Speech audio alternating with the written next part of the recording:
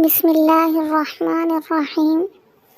نبی اکرم صلی اللہ علیہ وسلم جب تجارت کے سفر سے واپس آئے تو آپ صلی اللہ علیہ وسلم کی خصوصیات دیکھ کر اور آپ صلی اللہ علیہ وسلم کی باتیں سن کر حضرت خدیجہ رضی اللہ عنہا بہت زیادہ متاثر ہو چکی تھیں، لہٰذا انہوں نے ایک خاتون نفیسہ بنت منیہ کو آپ صلی اللہ علیہ وسلم کی خدمت اقدس میں بھیجا۔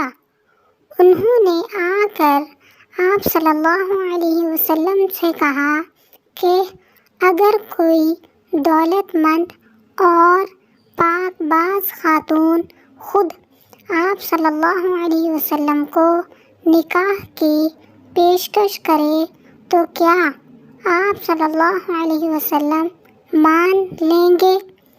ان کی بات سن کر رسول اللہ صلی اللہ علیہ وسلم نے فرمایا، وہ خاتون کون ہے؟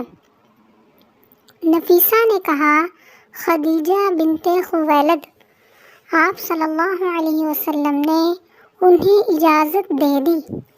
نفیسہ نے حضرت خدیجہ رضی اللہ عنہا کو جا کر ساری بات بتلا دی۔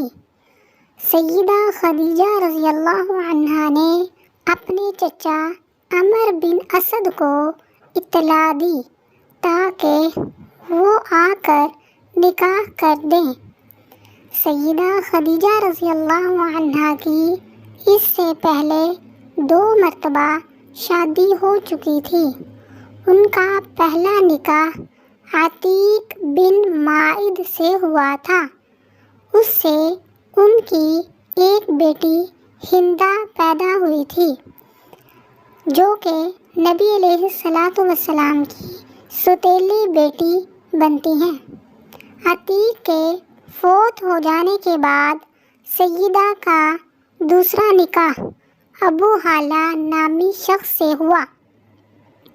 ابو ہالہ کی وفات کے بعد سیدہ خدیجہ رضی اللہ عنہا بیوگی کی زندگی گزار رہی تھیں کہ انہوں نے آپ صلی اللہ علیہ وسلم سے نکاح کا ارادہ کر لیا۔ اس وقت سیدہ خدیجہ رضی اللہ عنہا کی عمر 40 سال تھی۔ نبی علیہ السلام نے نکاح کے بعد ولیمے کی دعوت کھلائی اور اس دعوت میں آپ صلی اللہ علیہ وسلم نے 1 یا 2 اونٹ ذبح کیے۔ کیا آپ میں سے کوئی یہ جانتا ہے کہ نبی صلی اللہ علیہ وسلم کا یہ نکاح کس نے پڑھایا؟